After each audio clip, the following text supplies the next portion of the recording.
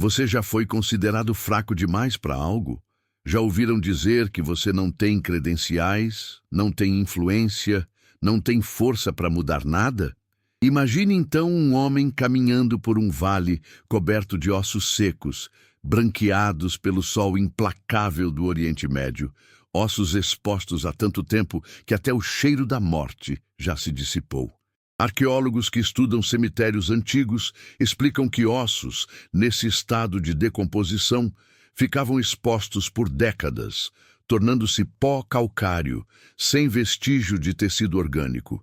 E este homem, este profeta que muitos consideravam fraco, desacreditado, estranho demais para ser levado a sério, recebe a ordem mais absurda possível: profetize para esses ossos. Fale com a morte, convoque a vida onde não há mais nenhum traço dela. O que você está prestes a descobrir vai muito além de uma história de milagre. Vamos mergulhar em um dos textos mais perturbadores, mal compreendidos e intencionalmente ignorados das Escrituras. Um texto que combina tabu cultural, fracasso nacional, liderança frágil e um milagre que acontece em etapas imperfeitas. Um texto que a maioria dos pregadores evita, porque ele não se encaixa no modelo triunfalista de fé que tanto se vende hoje. Mas é justamente por isso que precisamos entendê-lo. Vamos ao livro do profeta Ezequiel, capítulo 37.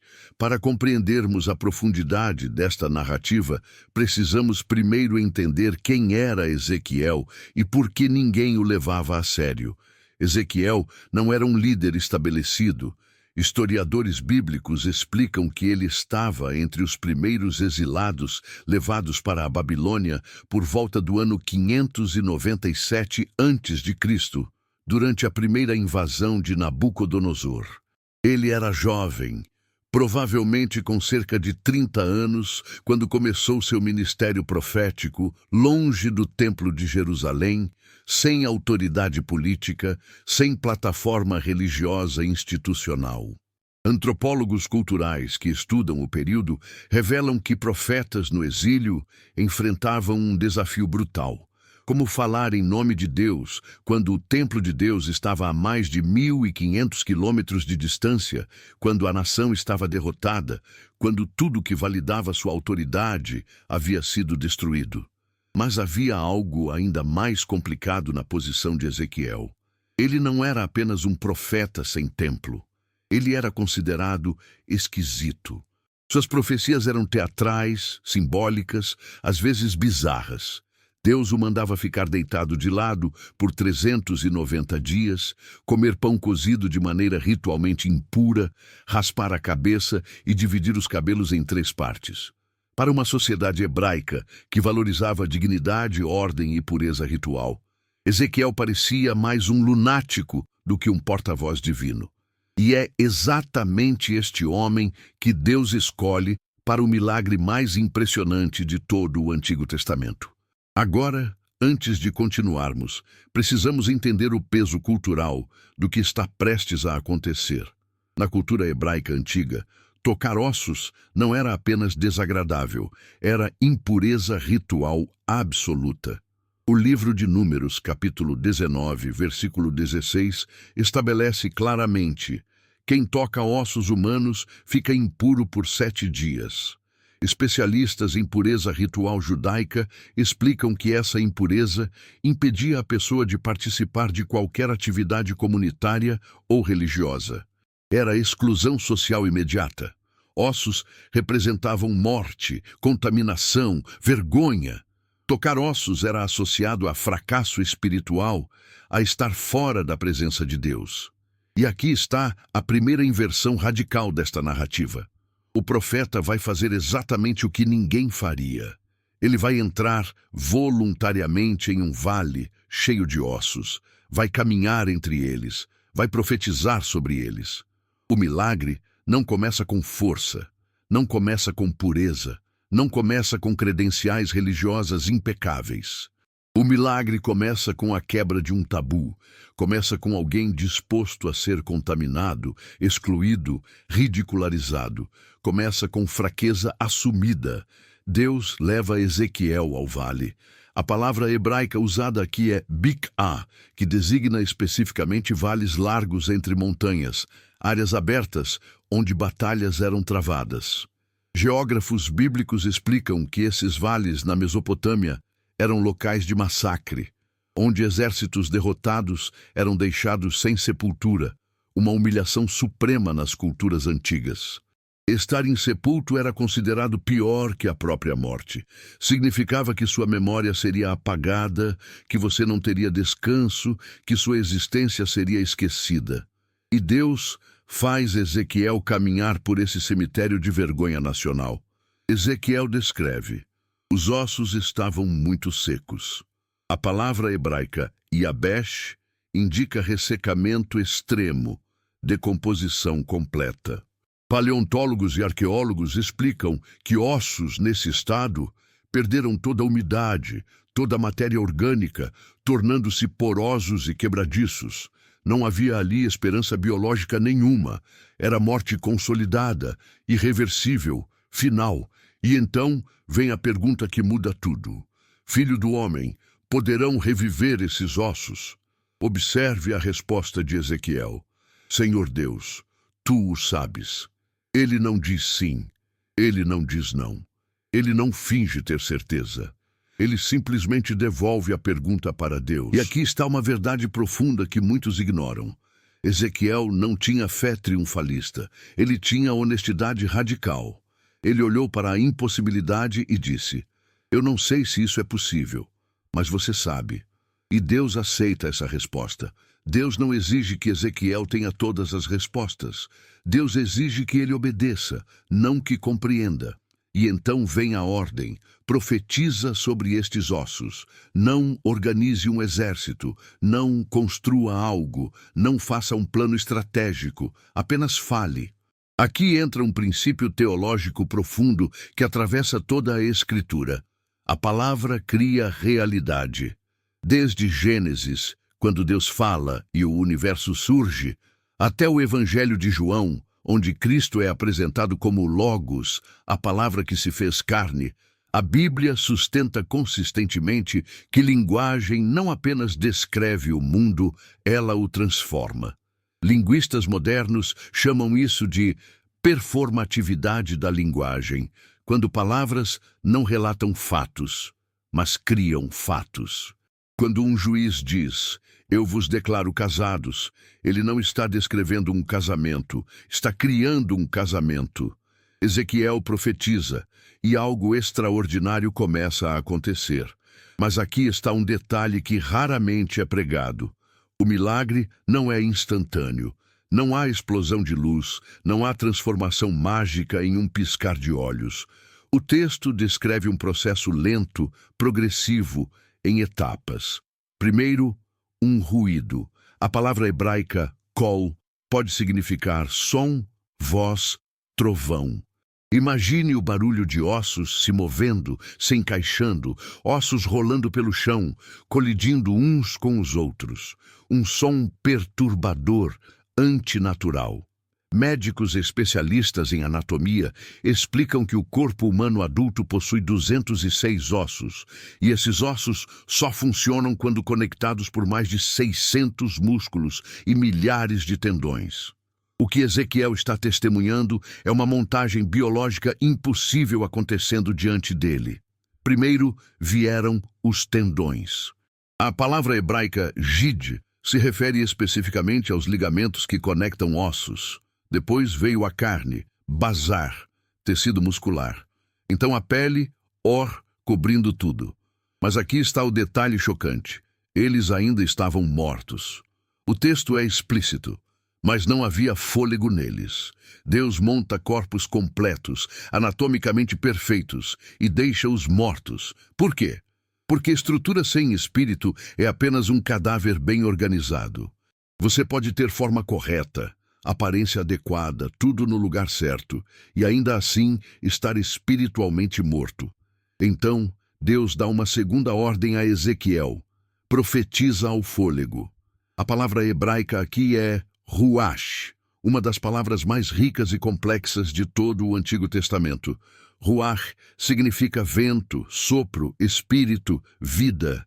É a mesma palavra usada em Gênesis capítulo 2, versículo 7, quando Deus sopra nas narinas de Adão o fôlego da vida. Teólogos e linguistas explicam que Ruach carrega sempre essa ambiguidade proposital. É físico e espiritual simultaneamente. É ar nos pulmões e presença divina. É respiração e inspiração.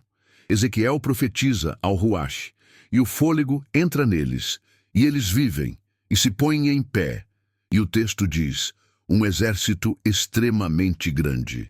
A palavra hebraica chayil significa força militar, exército organizado, poder de combate. Mas lembre-se, momentos atrás eram apenas ossos secos. Agora, não São apenas um exército. pessoas vivas, mas pessoas com propósito, estrutura, força coletiva. Mas para entendermos o verdadeiro significado desta narrativa, precisamos ir além do milagre físico. Porque este texto não é primariamente sobre ressurreição corporal. Deus mesmo explica a Ezequiel, filho do homem, estes ossos são toda a casa de Israel. Este é um texto sobre identidade nacional morta. É um texto político, não apenas espiritual. Historiadores do Antigo Oriente Próximo explicam que quando uma nação era conquistada e exilada, não se tratava apenas de perda territorial. Era aniquilação existencial. Seu Deus havia sido derrotado pelo Deus do invasor. Suas tradições seriam esquecidas. Seus filhos se assimilariam. Em 2 gerações, a identidade nacional desapareceria completamente. Os israelitas exilados na Babilônia diziam, nossos ossos se secaram, nossa esperança pereceu, estamos completamente exterminados.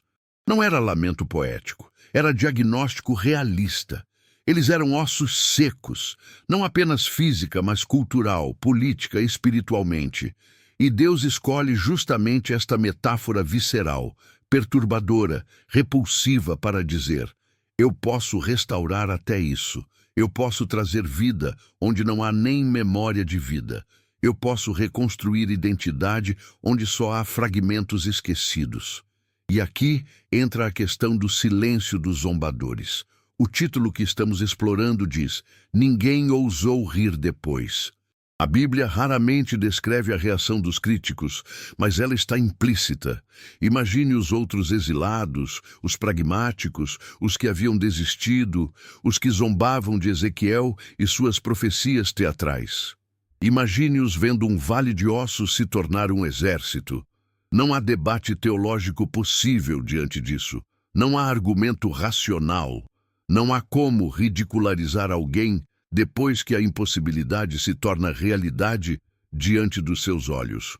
O milagre encerra o deboche. E, curiosamente, não há revanche. Ezequiel não celebra sua vindicação. Ele não diz, eu avisei. Ele apenas obedeceu.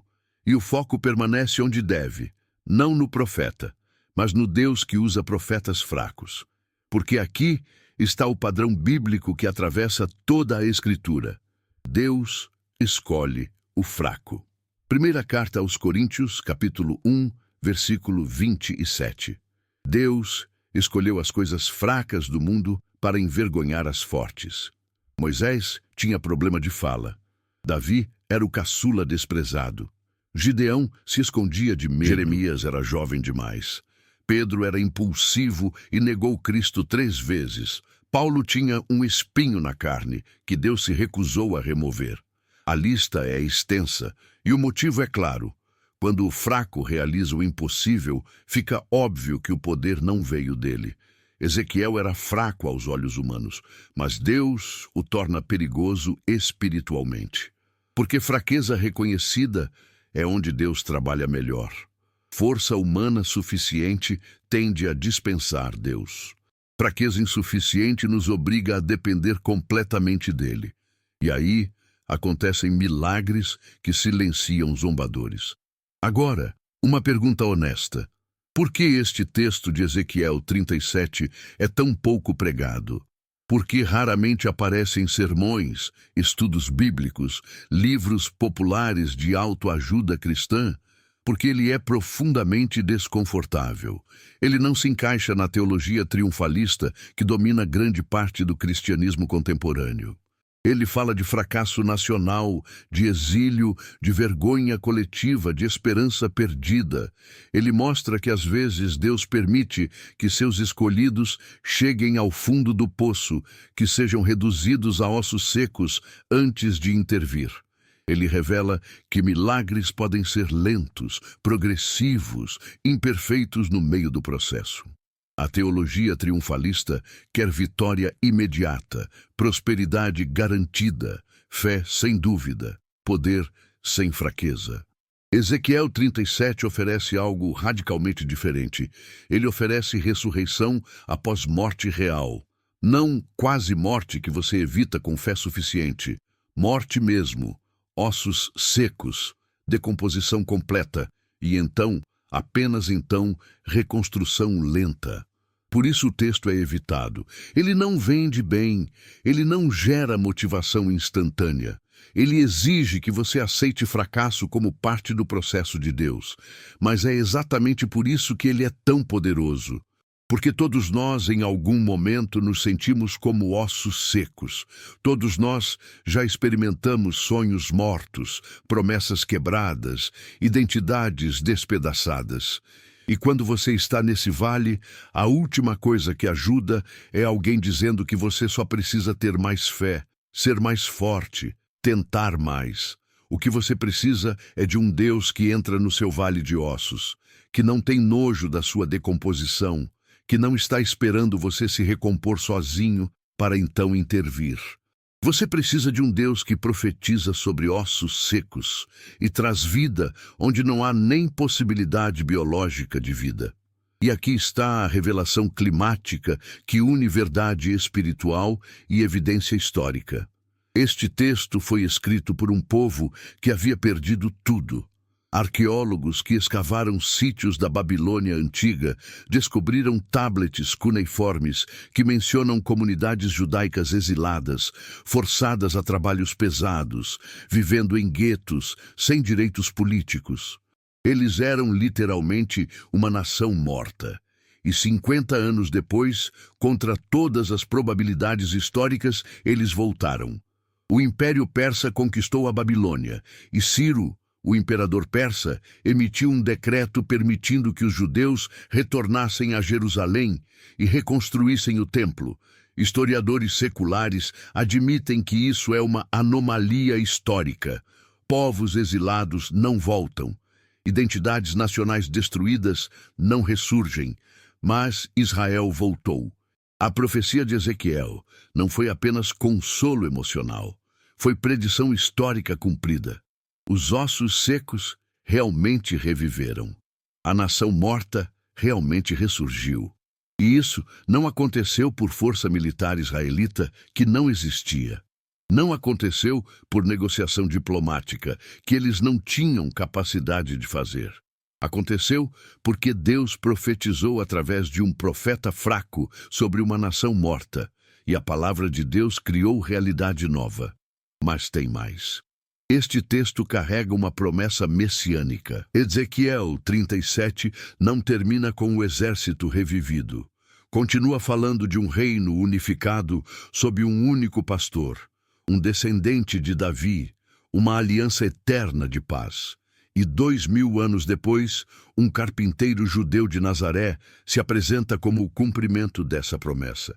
Jesus Cristo, descendente de Davi, ressuscitado dos mortos, trazendo vida onde havia apenas túmulo. E ele usa a mesma linguagem. Eu sou a ressurreição e a vida.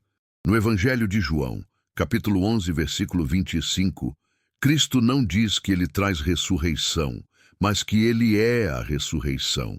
Ele é o Ruach que entra em ossos secos. Ele é a palavra que cria vida onde não há vida.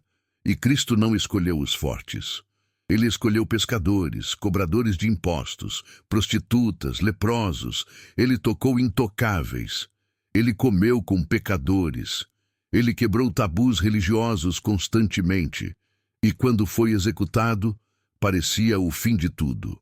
Os discípulos eram ossos secos novamente, esperança morta, sonhos despedaçados, identidade fragmentada.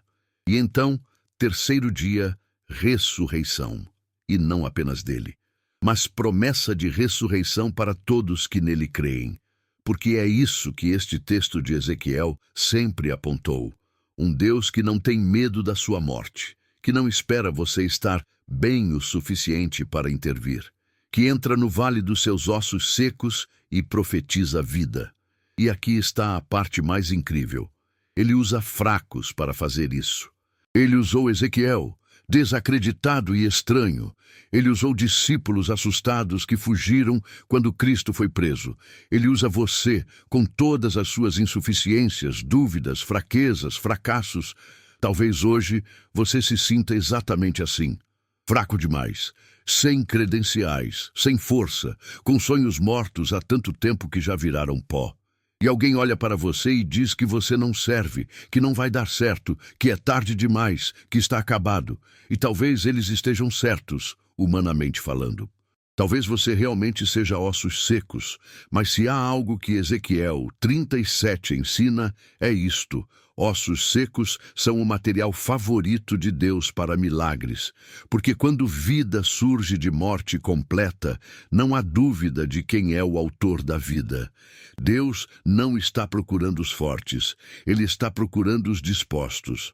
Os que, como Ezequiel, olham para a impossibilidade e dizem: Senhor Deus, Tu o sabes. Os que entram no vale dos ossos quando todo mundo foge. Os que profetizam vida quando todos ao redor decretam morte. Os que quebram tabus porque obedecem a Deus mais do que temem rejeição humana. E quando você faz isso, algo extraordinário acontece. Não instantaneamente, talvez. Não magicamente, certamente. Mas progressivamente, inevitavelmente, ossos começam a se mover, tendões começam a se formar, carne começa a cobrir, e então o ruach de Deus, o sopro do Espírito Santo, entra e traz vida verdadeira. E aqueles que riram, que zombaram, que decretaram seu fim, ficam em silêncio, porque não há argumento contra a ressurreição. Não há deboche possível diante do milagre. E o mais bonito, você não precisa se vingar. Você nem precisa provar nada. Você apenas testemunha o que Deus faz quando palavras dele encontram obediência sua. Palavra de paz e sabedoria em nome do Senhor Jesus Cristo. Que a paz do Senhor Jesus Cristo, aquele que venceu a morte e ressurgiu em glória, repouse sobre seu coração neste momento. Assim como o Pai Celestial soprou vida em ossos secos através do profeta Ezequiel, que o Espírito Santo sopre vida nova em cada área da sua existência que parece morta, esquecida, impossível de restaurar. Lembre-se, nosso Deus é especialista em ressurreições. Ele não apenas restaura o que foi quebrado, mas transforma vale de ossos em exército vivo. O que outros decretam como fim, ele declara como começo. O que o mundo chama de fraqueza, ele consagra como vaso escolhido para sua glória. Não tema suas limitações, não se envergonhe das suas cicatrizes, não esconda suas fraquezas. Apresente tudo isso ao Senhor, assim como Ezequiel apresentou sua honesta ignorância. Senhor, Tu o sabes. E confie que aquele que começou boa obra em você é fiel para completá-la até o dia de Cristo Jesus. Que você tenha coragem para entrar nos vales que outros evitam. Que você tenha ousadia para profetizar vida onde todos decretam morte. Que você tenha fé para crer que o mesmo Deus que ressuscitou Cristo dentre os mortos habita em você pelo seu Espírito e pode vivificar também o seu corpo mortal. E quando os milagres vierem, porque virão, dê toda a glória a Deus Pai. Porque toda boa dádiva e todo dom perfeito vem do alto, descendo do Pai das luzes. A Ele, ao único Deus sábio, nosso Salvador, mediante Jesus Cristo, Senhor nosso, glória, majestade, império e soberania, antes de todas as eras, e agora e por todos os séculos. Amém. Que a graça do Senhor Jesus Cristo, o amor de Deus Pai e a comunhão do Espírito Santo estejam com todos vocês, agora e sempre. Amém.